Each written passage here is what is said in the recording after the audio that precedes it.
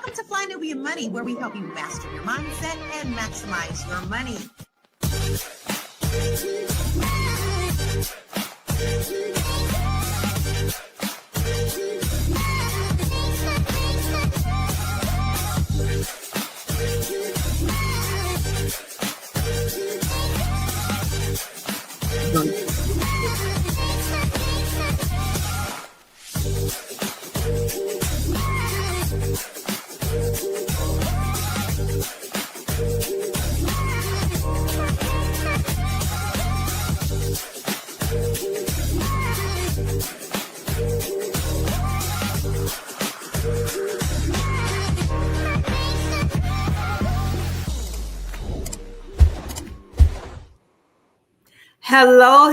Hello, and welcome to Monday's edition of the Fly Nubian Money Podcast, where we help you master your mindset and maximize your money. Good morning, or good afternoon to you wherever you are. We have the dream team here today. How y'all doing? Miss Marlo, how you doing? Our media queen, how are you today? I'm great, and yourself? I'm wonderful. And our therapist, I don't know about y'all therapists, we got our own in-house therapist. Mr. Joe is in the house. How you doing? I'm good. What's happening? What's happening? And then we got our thought leader here today, Miss Melissa. How are you today? I'm doing great. I hope everyone else is doing good too. Great. We're good on this end. Today, guys, I need you to tune in because we're talking about something that is affecting so many millions of families today, and that is unemployment. There was a time when we used to sing this song called Ain't Nothing Going On But the Rent. You got to have a job if you want to be with me. But today, more people in America are actually out of work than there are jobs available. Now, we're going to talk about this today. We'll explore why this is happening, what this means for our communities, and how you can protect your money and your future in uncertain times. But before we get started, let's go ahead and look at some stats. Let's see how bad it really is out there in these streets. Come on, producer, let's look at some stats. According to the Bureau of Labor Statistics, there are about 8.5 million unemployed people, but only 7.5 million job openings, and that's nationwide, you guys. Black unemployment remains consistently double the national average, which hovers around 8% compared to 4% overall. About 37% of unemployed people have been out of work for 27 weeks or longer, and that's considered long-term unemployment. Let that one sink in. A recent survey showed 61% of Americans live paycheck to paycheck, making unemployment especially devastating for families. One more. Rising automation and AI could eliminate as many as 14 million jobs globally by 2030. You guys, it's 2025. That one is scary. By 2030. I gotta ask a question here. What in the world is going on? Where have all the jobs gone? Marlo, what are your thoughts? What's going on here? The jobs have been collectively outsourced. That was the first wave, right? In the 80s, all of the manufacturing jobs went overseas, and in the early 90s. Then we got into automation. Every industry is touched by automation, and that's not even when we get to AI, which is where we are now.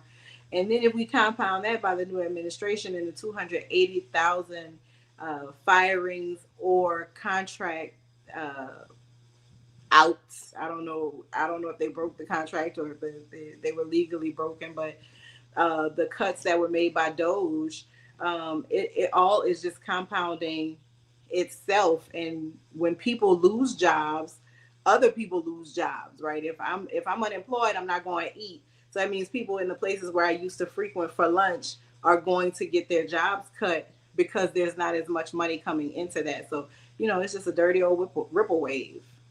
Wow, I agree. I agree. Let's let our in-house therapist weigh in on this one. What's going on with the jobs? What's going on with the jobs?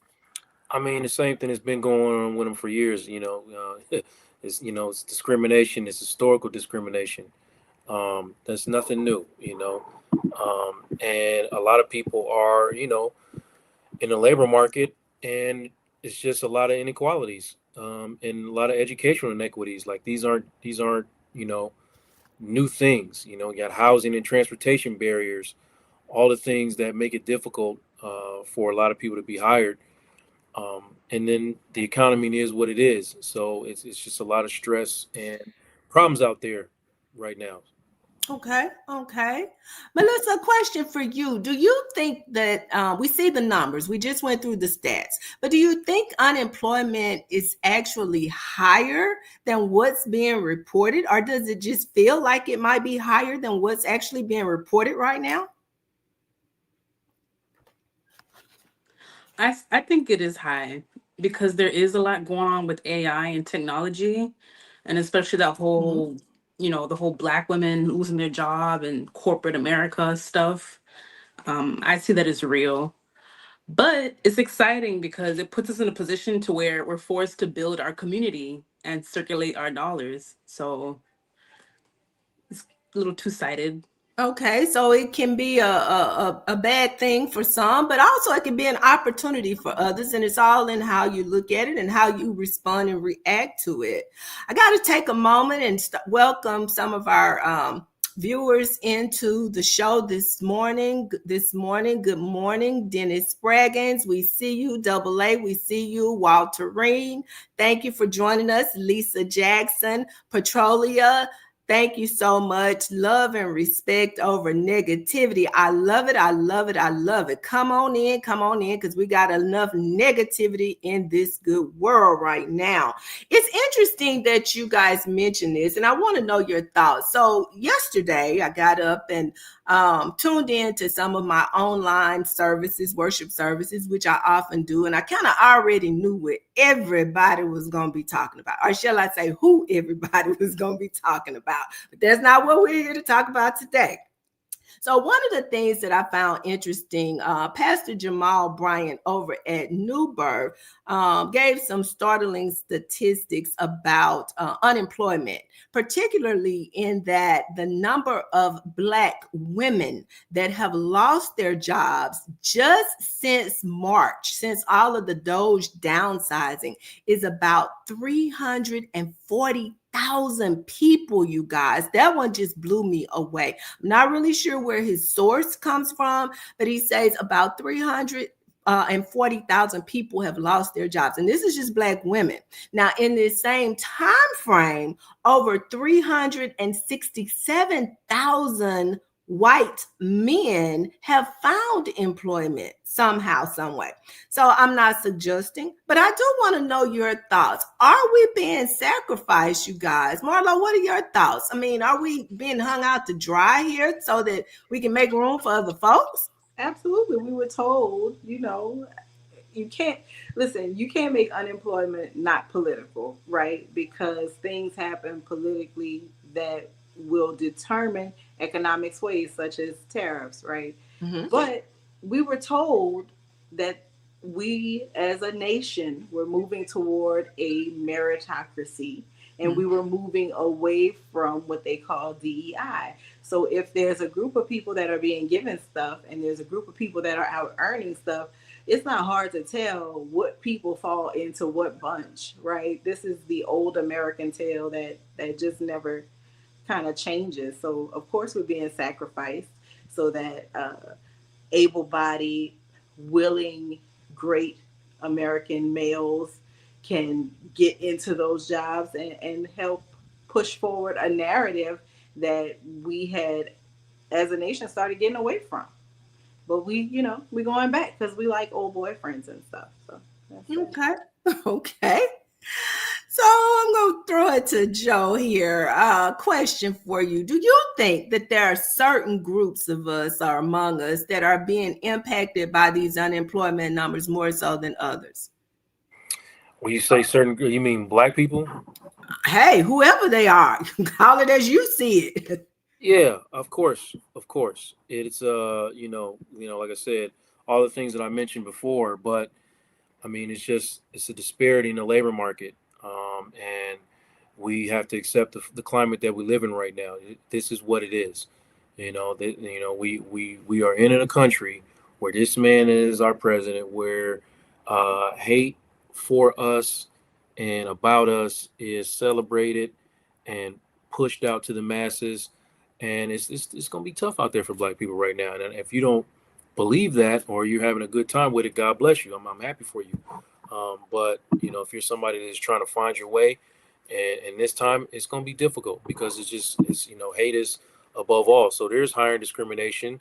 There's network gaps. Many of the job opportunities, you know, are filled through professional networks, and there's a systematic exclusion for us. And I'm not making that up.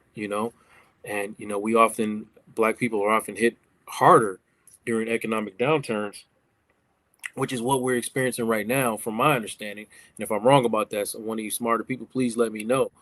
But it's always going to be tougher in the United States of America on black people. I don't see a time in my lifetime or yours or your children's where that's not the case.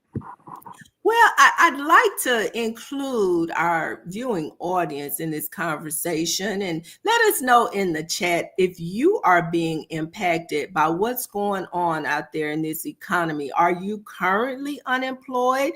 Have you experienced unemployment within the last, let's say, year? And what was that like for you trying to, find a job? Were there plenty opportunities out there? Do you feel like you have the skill set for the new jobs that are out there? A lot of technology, AI has replaced a lot of people. We know that. And Melissa, I'm going to throw this one to you. Do you think with all of the new technology that's out there, is it eliminating jobs faster than they're actually being created? Most definitely. But again, it's always two-sided. It's Mhm. the perfect time for us to be authentic. And it's time for us as a community to finally come together. Because if we don't, our economics is going to crash. So we're forced with all this technology and stuff to come together and create our own ecosystem.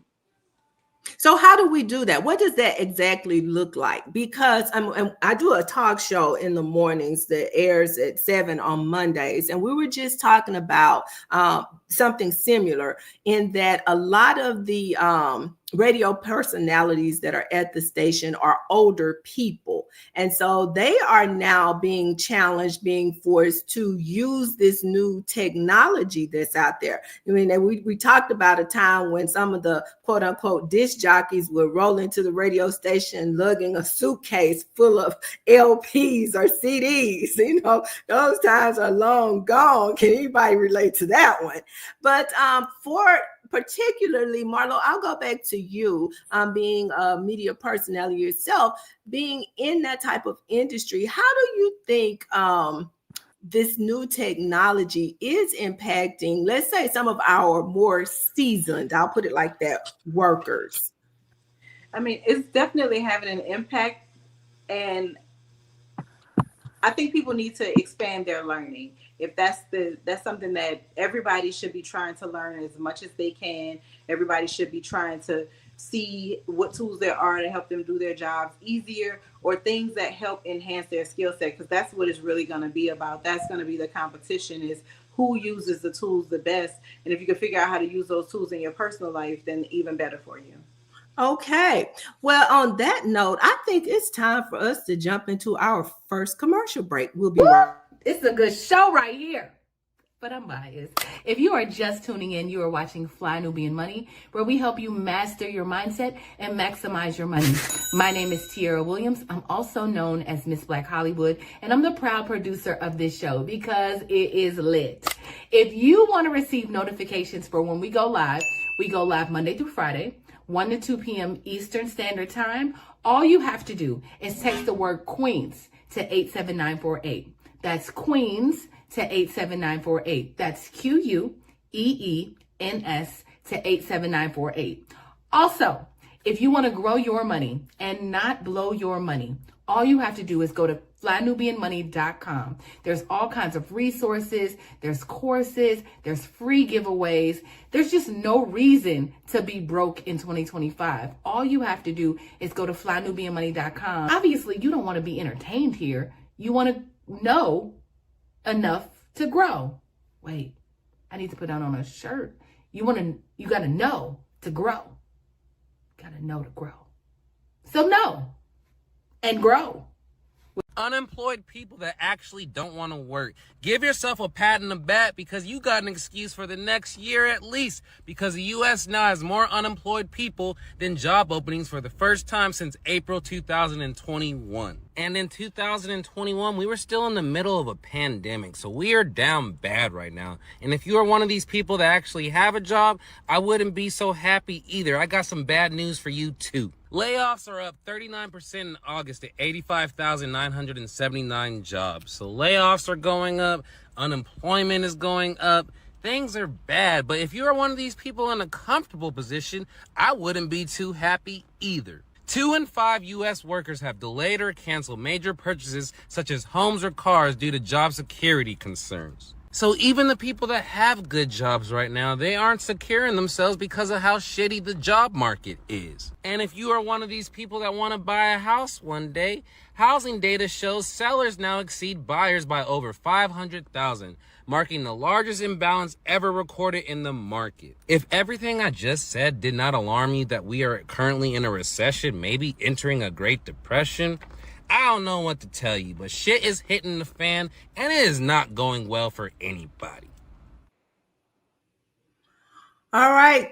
If you're just joining the conversation, welcome to this edition of Fly Nubian Money podcast, where we are talking about unemployment today. We got a lot going on out in the economy, and a lot of people are out of work. According to this gentleman right here, and I just want to address this, is it an issue of people not wanting to work versus jobs not being available? What are your thoughts on that, Melissa? Yes, I think people are really exhausted with working. Me, myself, I mentioned before how I personally don't do good with traditional jobs. And I know people in general, the whole 9 to 5 thing, it gets exhausting. And with AI, it's like, okay, how can we find a way again to do it smarter, to do it faster, to do it better, to make more money, to travel? Like there's so much options nowadays. So yeah, people want to do different things for sure. Okay, Joe, I'll ask you the same question. Do you think it's an issue of people not really wanting to work, or is it that we're just tired of our jobs? I think it's both. I think, a lot of the issue is there's a lot of depression and anxiety going around right now, and that can reduce your motivation and focus when it comes to working jobs, especially jobs that are not in alignment with who you are. In this day and time, chronic job stress is a real thing, and there's such a thing as burnout, and there's past traumas that play into it. So, for me to sum it up, without going too deep into it, it's not that people are lazy, but sometimes, some people are lazy. I'm not going to discount the fact that some people are lazy, but not everyone's lazy. Some people feel overwhelmed. They feel hopeless. They feel anxious about maybe being in the same position that they're in for the rest of their life and being stuck in a job that they do not love and having to do that until retirement. Some people are not living authentically and not using their God-given abilities and talents to create revenue for themselves. This is what's happening. So there, and also the barriers that person comes across in their job, the systematic barriers that don't allow them to elevate.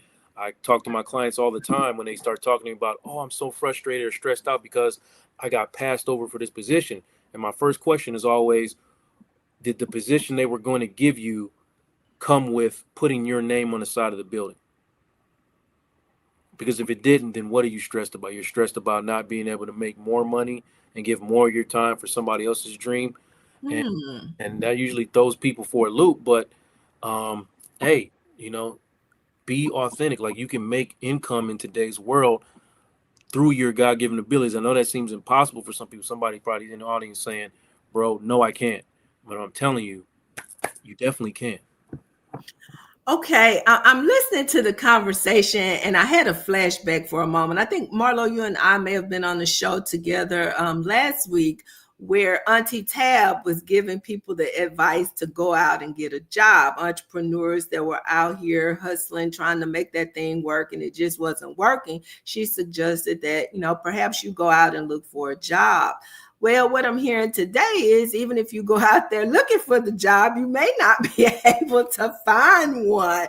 So is there a different, or what's the difference between being unemployed and maybe even being discouraged from looking for work?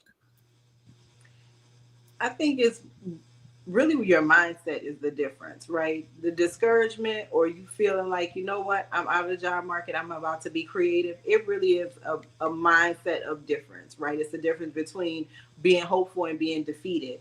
And I think that one thing that we have to learn to do better as a community is partner, right? We have, as much as we hate the bootstraps, we buy into the bootstraps, we buy into the get it out the mud, like we buy into that stuff. Meanwhile, the folks that are encouraging us to get it out the mud, the folks that are encouraging us to get better straps for our boots, are partnering with other people to lighten the load.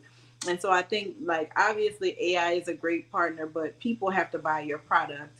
And word of mouth is still going to always be a great advertising tool. And if you partner with somebody, then it's going to help you. And I think that sometimes we're just short-sighted, right? Many of us are looking for the money. The money gonna come. The money is going to come. If you have talent, you put your sweat equity in it, you got a good product, pitch idea, whatever it is, there's money on the other side. But how are you going to get there? And I think that we, it's been hinted at here a couple of times, but it really is going to be in our collective ability to come together and figure something out, right? That's what, like, there were no jobs when our ancestors were released from those shackles, when those men rode around on horses and said, hey, y'all done. You ain't got to do this no more. I don't know what you going to do.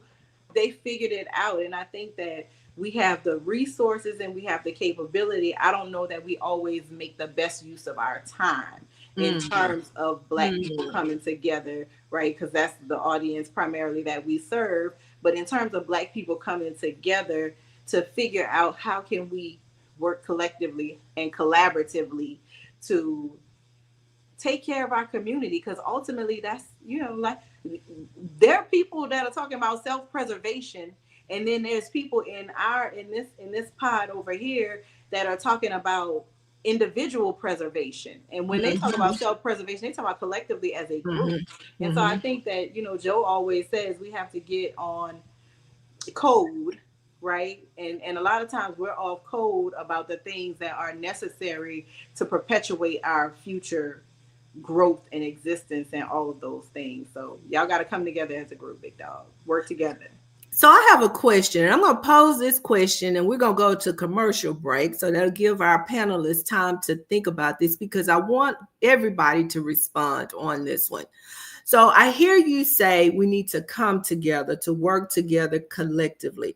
The reality is, though, are we at a point where we are really ready to support each other? And by that, I mean, for example, if I am the person that goes out and I invest in, let's say, the restaurant or the grocery store or some other business entity, I hire people within my own community to come in and give them job opportunities, but then my community doesn't support my business. Are we really there yet? I want you to think about that. I'm not suggesting, I'm just going to throw that question out there, and we'll address that when we come back right after this commercial. I know you're busy, you got things to do, and you can't take us on the go with you every single day. Good news for you, we are now on Spotify. So if you can't watch us, now you can listen to us on Spotify.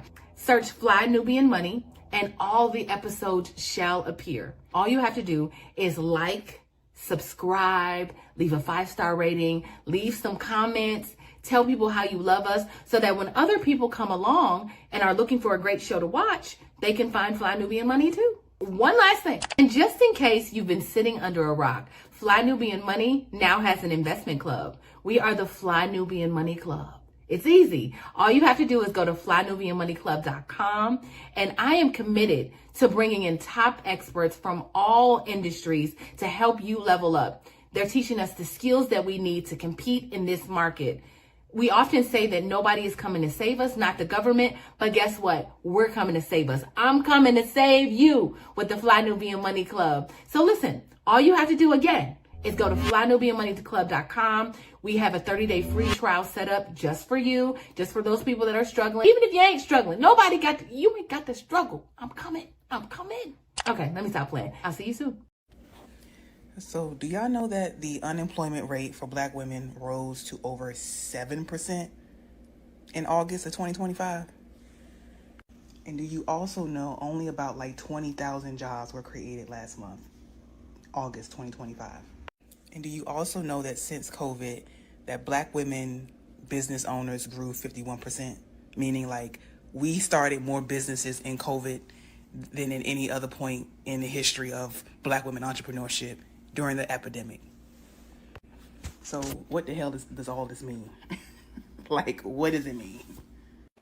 What it means is that if we are in a space right now where we are not creating, our economy is slowing down job creation, meaning we are not creating enough jobs to keep up with the demand of unemployment, because unemployment is increasing, and that Black women, even though the statistics show that we are losing jobs, we are still creating businesses, there's still something amiss with all of these numbers. And this is what the problem is. Black women have no problem becoming entrepreneurs. We are historically, typically running the pack when it comes to starting businesses. The problem is that when we start businesses, we don't create businesses to become employers. We create businesses to survive. Meaning we create solo businesses, we become self-employed, we become freelancers, we become and let me add this to it. That little gig that you have, the DoorDash, the Ubers, that's considered a business, sis. According to how we measure businesses in this country, if you are not a W-2 employee, but you are 1099 contract, that means you're self-employed. So, all right, we're back. And right before the break, we asked a question. We see, listening to this young lady, a lot of us are out here, women and men included, we are creating our own businesses. But my question is the community supporting us? Is the community supporting us when we take this on? So I'm going to start with Mr. Joe. We're going to throw this to Mr. Joe Corley and let you weigh in on it from a therapist standpoint. Are we there yet? It's tough. It's tough for me now because, we're all in different places in our lives. I will say that it seems like right now, from my perspective, cooning is way more profitable and popular than it's ever been. It is rampant right now, and I don't understand why or how, but there's just too much money to be made as a coon. So, wow. so, and then it's like the social validation that a lot of people are seeking out there. That white ice is just colder, like you know what I mean. It's really just colder. So we looking for that white ice, and it's I'm not. So much as criticizing people, not everyone. because I understand the historical dynamics that influence this behavior. While you're looking for acceptance from your white peers, employees, or institutions, because there's always has been a power imbalance in our society, and white approval is associated with access to different opportunities. So if I seek white approval, then I therefore will succeed. But it gets a little crazy when I see a lot of people seemingly turning to a standpoint of just trying to hurt their own people or pushing down their own people in order to elevate themselves. And that's where I get the problem for them. So I think that there's a large number of people that are definitely ready to support one another. I really do. But we won't see those people pushed out into the mainstream media because there's no profit for that. It does this society well to elevate the coons. Oh, wow. Interesting perspective. Thank you for sharing that. Melissa, we're going to throw it to you now. What are your thoughts? Are we there as a community? Are we ready? I mean, you mentioned the support of one another. Are we there? If we start businesses, are we going to go in and support our own?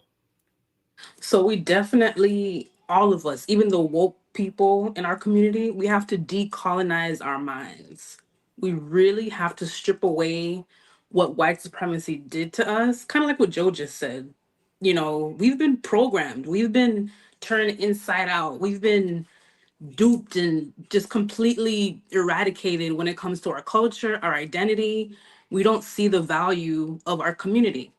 But there's always another side to it. There's a lot of us that are waking up that wants to, understand our ancestry, where we come from, Um I would say it's about 50-50. But again, Joe made a good point. With social media, they're going to always make it seem like majority of black people are just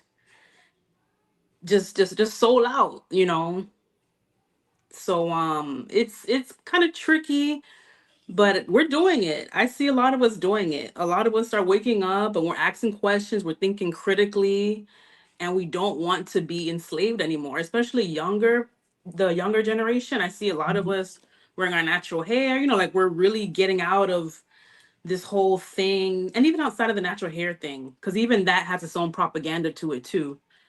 But we want the real, we want the truth. So Okay. Okay. yeah. Marlo, your thoughts. Do you think we are at a point where we could, create a viable community that is independent because we are supporting our own? Well, we still have access to luxury things that aren't our own. So I'm going to say no, because when I look at what happens when people go to restaurants or a retail chain store and they're not treated well, right? By the time that they actually admit that they've been treated poorly at this establishment, they've been treated poorly multiple times. This is the time that just was so egregious that they had to get online and say something about it. But if you have a bad experience with a black owned and operated business, before you leave the parking lot, you gonna get online and tell everybody never go there again, right? And so I think that there is a level. Listen, Joe hit the nail on the head. The cool coffer is full. There is a lot of money over there, and people are gonna go get that money. And on the other side, building is not sexy. Building a co-op, building an economy that is self-sustaining and self-sufficient, that's not sexy. Who want that job? Nobody want that job. Nobody wants to be the person that's gonna sell, come on into the black co-op. People want to sell, man, the black co-op has the $10 million worth of investment, $105 million worth of investment, $1 billion. Like, people want to sell the sexy part of it. Nobody want to sell the work. And at this point, just from what I see, when there are events that are black people here locally where I live, events that are targeted toward black people, they're never packed enough.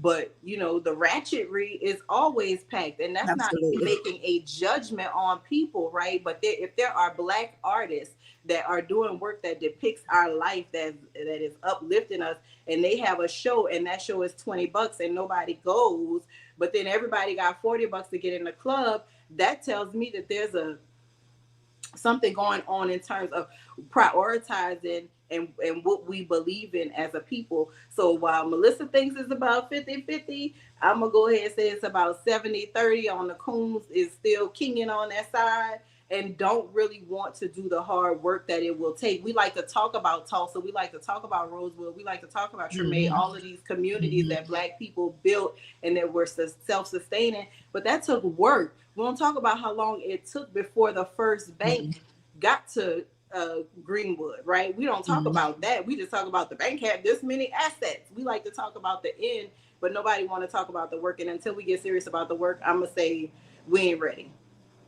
Well, I tell you, there are days, you guys, when I honestly feel like we're in a situation where people want to be entertained far more than we want to be educated. And it's sad that we find ourselves there because we have too many serious issues going on in our community. And with that being said, we're going to jump into the next video and we'll be right back with you. I need you to know that this is literally the reason why you can't get a job. If you're new to my page, I am a recruiter of 6 years. I've worked in pharma, manufacturing, aerospace, crop science, service industry, retail, whatever you can think of. I've worked in that industry. However, I am now a full-time career coach. Please excuse my dogs in the background. As of December this past year, there are 6.3 million people without a job. However, there is 5 million people looking for a job, according to the U.S. Bureau of Labor and Statistics, by the way. Reason why? Y'all are not being aggressive. These companies are being aggressive. Why aren't you? Your resume, take everything off that you don't need. Everything. If you're applying to a customer service position and you want to work remote, why do you have McDonald's still on there? Take it off. If you don't have experience at all, as in you haven't worked in the industry that you want to work in, then you do a skills-based resume. There's 3 different types of resumes. Skills-based, the chronological order, which is what we were all taught in business class, and then the hybrid model, which is skills and chronological order combined. In my business, I am now at a 72% success rate of my clients. Okay. So I don't know about you guys, but what I think I may have heard is that some people that are not employed right now may not be necessarily marketing themselves and their skill sets the best. And that could really be an issue, especially for people that were have not been in the job market in a long time. Let's say they had a long-term employment situation and they suddenly find themselves unemployed. Maybe they are not, as she said, aggressive enough. So, Marlo, we're going to start with you. We'll start with you on this one. What are some things that you would suggest for individuals that may not be in the workplace right now, that may be looking? What are some things that you would suggest that they may consider doing to make themselves appear more marketable? I think definitely listing your skills. What are you capable of? I always say, look, I can teach you the skill, I can't teach you the will. So if I see on your resume that you're a go-getter, if I see on your resume that you have a bunch of transferable skills, that's going to be more exciting to me than somebody that served and they consider themselves only a journalist, right? Because where I work and the people that work under me, everybody got 64 jobs. That's the way of the world. That's a lot of why people don't want to work, because people want to have one job. But that's not the reality, right? Even if you're an entrepreneur, you wear many hats. So let me understand how well you are under stress. Let me understand how well you are with dealing with multiple projects and multiple deadlines. Let me know how much you are able to just get in and do stuff on your own. How resourceful are you? How organized are you? All of those are skills that you really cannot match, because when you get down to it, depending on the type of work that you do, I know for the type of work that I do, I just named all the skills that are very, very necessary. Yeah, you got to be a writer, you got to be a storyteller, but more than that, you got to be organized. You got to be able to make a deadline. And I think that people need to start thinking about, what can I do? Yes, my job title was this, but what were the things that I was actually doing day to day on the job? And find out ways to market that, find ways to sell what you did, not what your paycheck says you are or what HR has you classified as. What did you do day in and day out? Okay, Joe. Same question for you. Do you think there are things that we could do, those that are unemployed right now that may be looking for a job, that would make them more marketable, or how can they be more aggressive with going after the jobs that are out there? Yeah, I think that sometimes focusing on, like kind of what Marlo was saying, focusing on your strengths and your achievements and skills that are transferable help, but also like you have to, if you have a negative mindset, it's also going to hurt your opportunities or your, your chances of getting certain jobs. You got to use a lot of positive self-talk to combat the self-doubt. You know what I mean? You have to understand going into certain interviews and certain situations that who you are brings value to a situation. You have to actually believe that and know that you are capable of learning whatever it is that you need to know in order to be successful at certain things. And you got to celebrate, man, I'm talking about from a mental health standpoint of just being in the job market.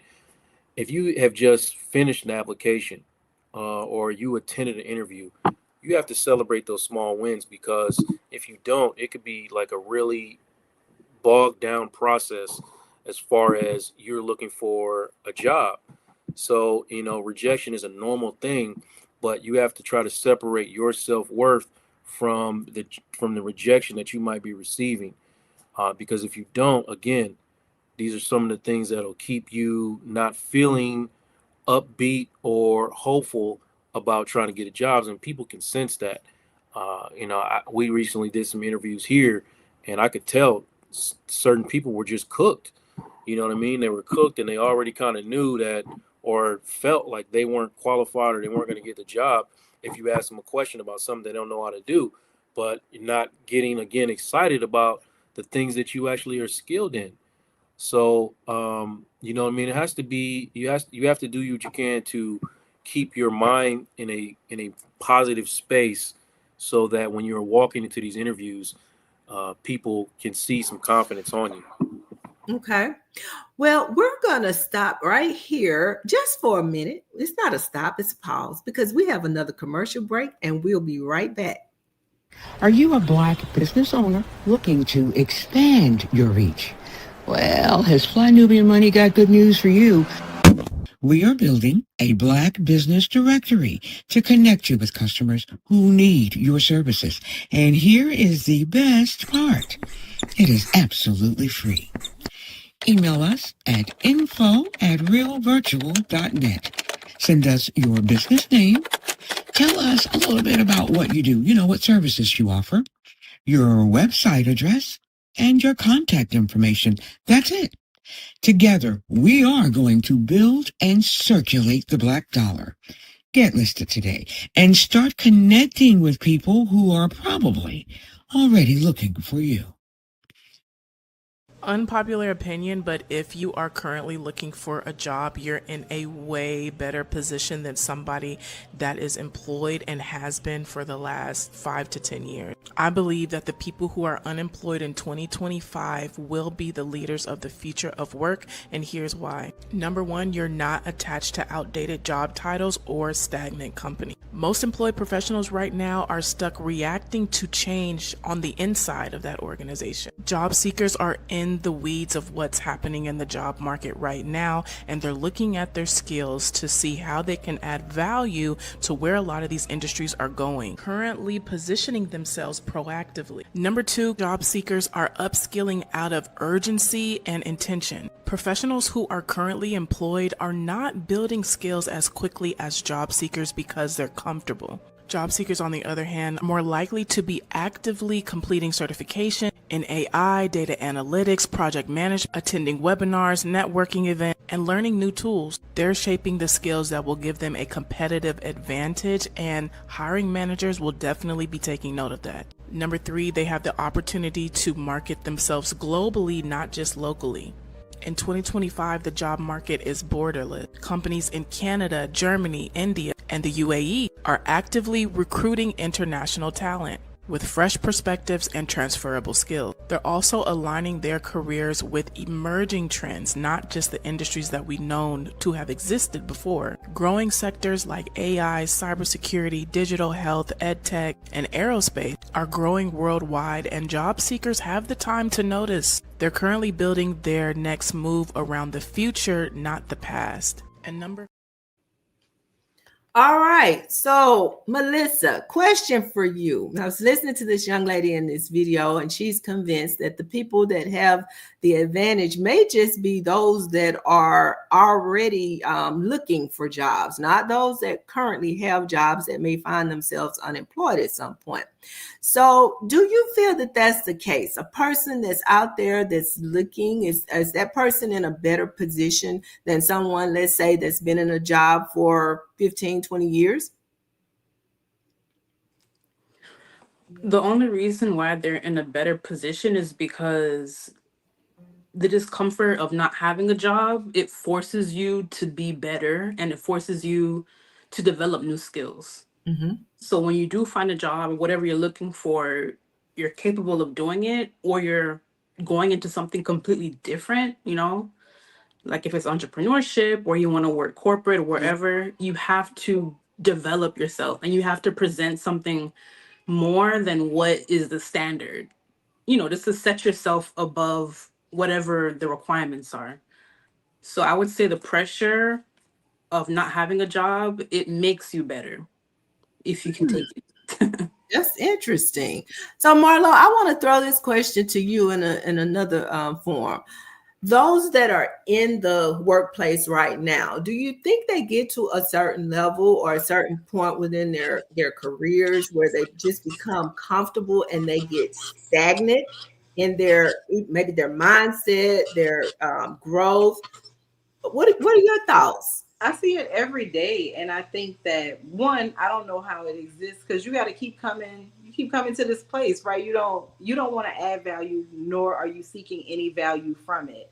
And I think that complacency is like, it's not for me, but I see it every day in corporate arenas. And what I also see is when new leadership comes in and new leadership has ideas, it becomes disruptive to those people who are, kind of set in their ways, right? And then new leadership is looking for energy that matches them.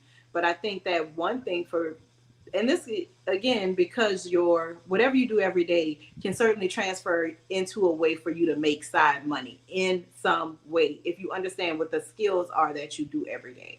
And I think that people need to just see it for what it is, which is an example of how to grow skill set. I think that people get into job, career, bills, money, responsibilities, and they don't think about how that job also contributes to their personal growth or making sure that they get some level of personal growth out of the job. Now, obviously, in every industry, it's not going to be that way. That's part of how I work. When I work somewhere, it's symbiotic to me. You getting something and I'm getting something. And if I'm not getting something, I will be looking to leave and go do something else. So I think that people need to, if you're in the job and you're comfortable, you definitely need to be looking at ways to enhance your skill set, because if you're that set in your ways, and if your job is that easy, a caveman can do it. Also, a bot can do it. So you need to be, aware of what is happening. And sadly, many people aren't. I think one thing we didn't touch on was the Black businesses being built for survival and not for thriving. We didn't really get into that, but I think that that's something that Black people do need to think about. I see so many bosses, and a lot of these bosses don't have, if they close their eyes today or tomorrow, if they fall sick today or tomorrow, their little empire that they built for themselves is going to crumble.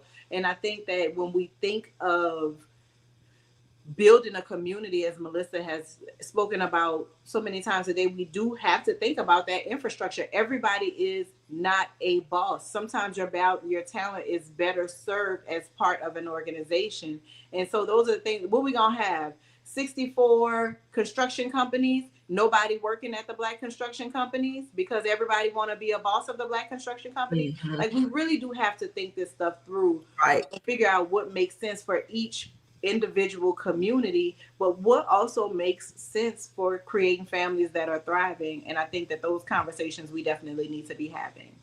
Well, and that's so true. Everybody cannot be the chief. Somebody has to follow. Somebody has to, as they say, be the Indians, because it's just not going to work. And I think we have to have real conversations with ourselves and just be honest with ourselves about who we are and where we fit into that model.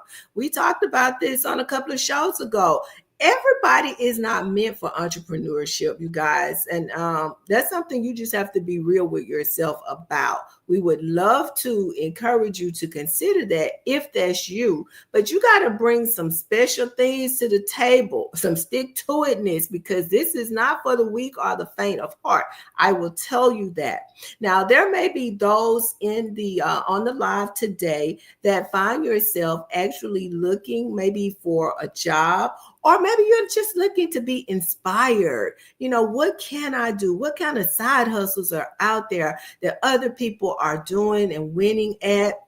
Well, we got you here at Fly Nubian Money. We got you. We have for you a list already created of at least 40 guys, different suggestions for side hustles that you can consider. And you can get that at absolutely no cost to you by sending a message, an email to info@realvirtual.net. Again, that's info@reel, REEL, virtual.net. We got you here. Ain't nobody coming to save us, but we got you right here. In my producer voice, we got you right here on Fly Nubian Money. Now it's time to wind down here, and I want to just say a couple of things, and then we're going to do our little round robin and wrap this show up. But you guys, if you were watching the news last week, we know that there was an ICE raid over at a Hyundai plant. And as I understand it, several hundred people were rounded up, and their country actually sent a plane for them, and they took their folks on back home.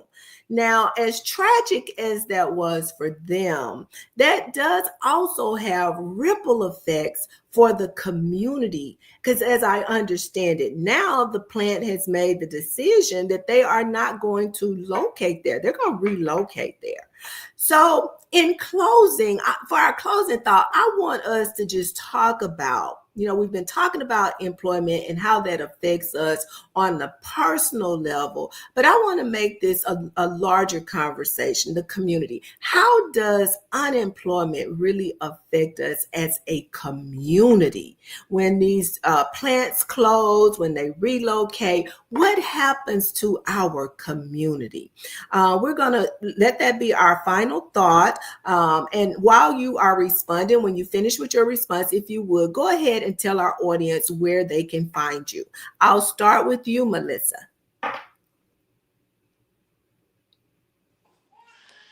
All right. I want to make sure I answer the question properly. So if you can give it to me one more time, please. So in light of what we see, like we have these companies that come and they have the plans to locate in our communities, and we know that that could do a lot for our communities. When they make the decision, to shut down or relocate, as Hyundai has done, based on the recent ICE raids, what does that in fact do for our communities? These job losses, these unemployed, the plants that shut down and relocate to other countries.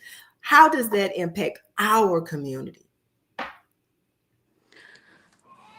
It just leaves us in a shock, because all of a sudden now you don't have the job, you don't have the income, bills are due that month kind of thing.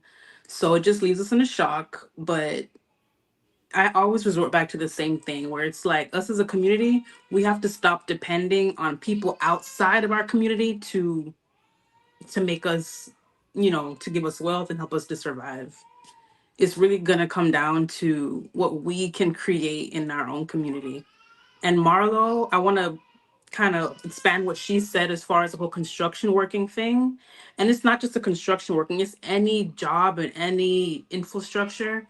We have to be able to see how we can fit ourselves into businesses that already exist in our community. Okay, Melissa, thank you so much for sharing your thoughts on that, and let our viewers know where they can find you. So you all can find me on Instagram at Melissa_X017. Okay, thank you so much for joining today. Thank you. Joe, I think I'm going to kick this one to you. We see what's going on. We know that oftentimes these companies will relocate for whatever the case may be.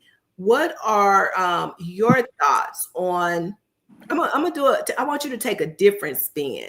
How does that impact our mental health? Let's say people have gotten excited in the community. We have this plant that's coming to our community that could mean so much more for my family, and then whoosh, it's all gone. Yeah. Unemployment is a reality that impacts a lot of people, a lot of communities, and it does impact our mental health. In my daytime, my day-to-day situation, I work as a therapist helping families who are experiencing homelessness. So I see unemployment consistently, and I can tell you firsthand, it's hard to look someone in the face and give them suggestions about how to find a job, especially when a lot of people have, tried everything. And you might think that a lot of people assume that these people are just folks that don't have a job, but some of these people were educated and well employed and ran into hard times. A lot of us are one decision or one paycheck away from being right there. Um, so for the black community, these challenges go even deeper because we got all these systematic barriers that limit us, to jobs and to wealth and sometimes opportunities. So I understand that the job market is overwhelming, you know, but I'm going to advise people to just focus on what they can control. And that's all you can do. Like if a plant closes, Dr. Sabrina, you don't have any power or control over that. And like I said earlier, your name is not on the side of these buildings, so you don't have decision making power in a lot of these situations. But what can you control? You can build your skills, you can protect your mental wealth, you can seek support, you know what I mean? And you can explore opportunities to grow yourselves. Uh, and the setbacks don't mean that you are worthless. They're just a part of your journey. So I encourage everybody to stay resilient and be proactive about these. Don't wait for the bottom to fall out. Don't wait for the plant to close to be attempting to try to grow and figure out where you can be helpful or expand your skills. Work now to create pathways towards long-term stability for yourself. That's what you can do. All right. And then when you get opportunities to enhance or branch out into the community, please do that. And if you're not going to do that, at the very minimum, just do not create harm to your community. That's all I ask. At the you can't do nothing to help us, don't do nothing to hurt us, folks. All right. My website is right there underneath my face. You can catch all my socials right there. My podcast has been on a hiatus, but we're coming back pretty soon. So, but if you're following me on my YouTube page, then when I do create an episode, you will see it. And join me on Instagram, TikTok, or wherever, and keep up with what I'm doing. Y'all have a good one. All right. Thank you, Joe. Thank you, Joe. And Marlo, we would like to know your closing thoughts today. I think what everybody said before me is spot on, right? You can't control that factory closing. What you can control is the infrastructure that you create within your community. What you can control are the support mechanisms that you all have in place.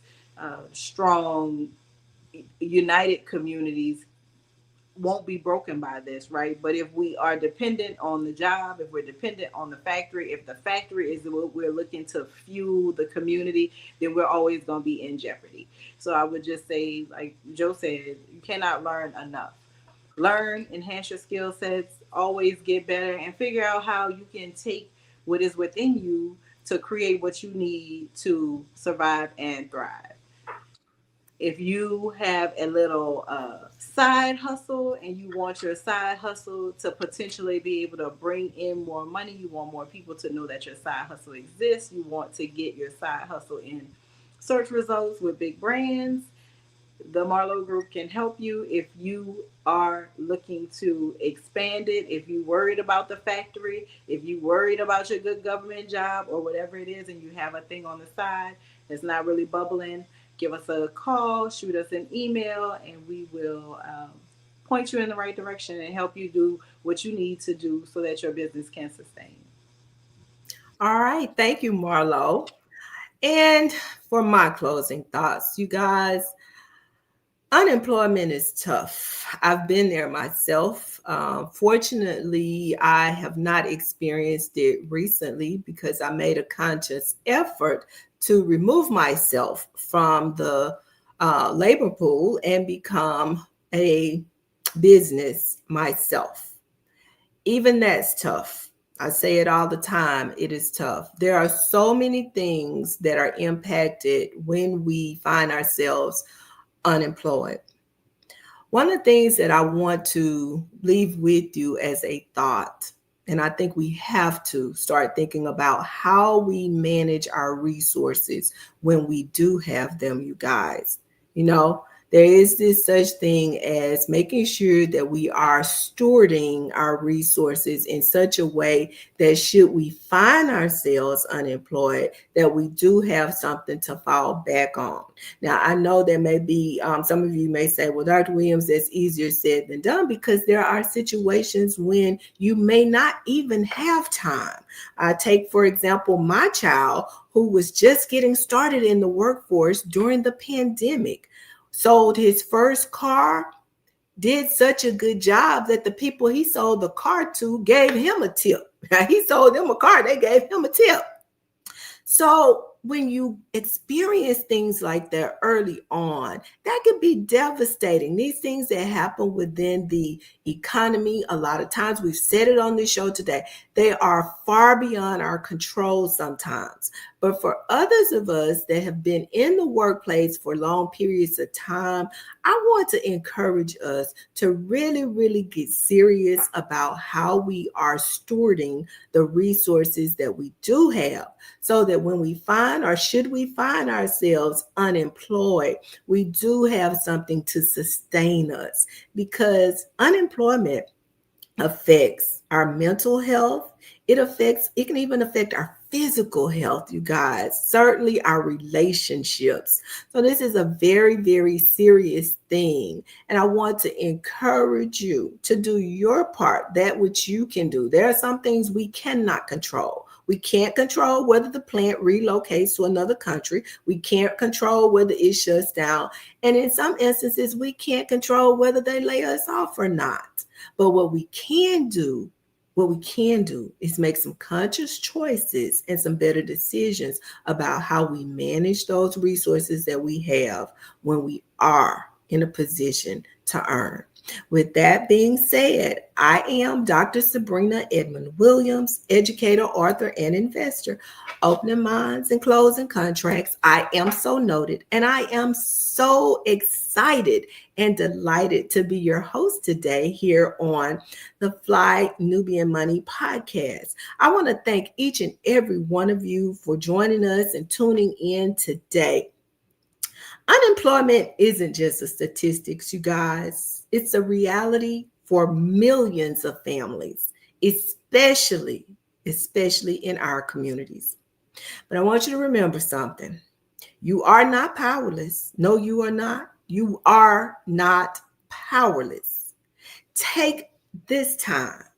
We've told you, we've encouraged you here. Take this time to sharpen your skills, explore entrepreneurship options, protect your money, and lean on community resources. The job market may be uncertain, but your future does not have to be. Stay connected with us, continue the conversation, and remember, here at Fly Nubian Money, we help you what? Master your mindset and maximize your money. Until next time, bye.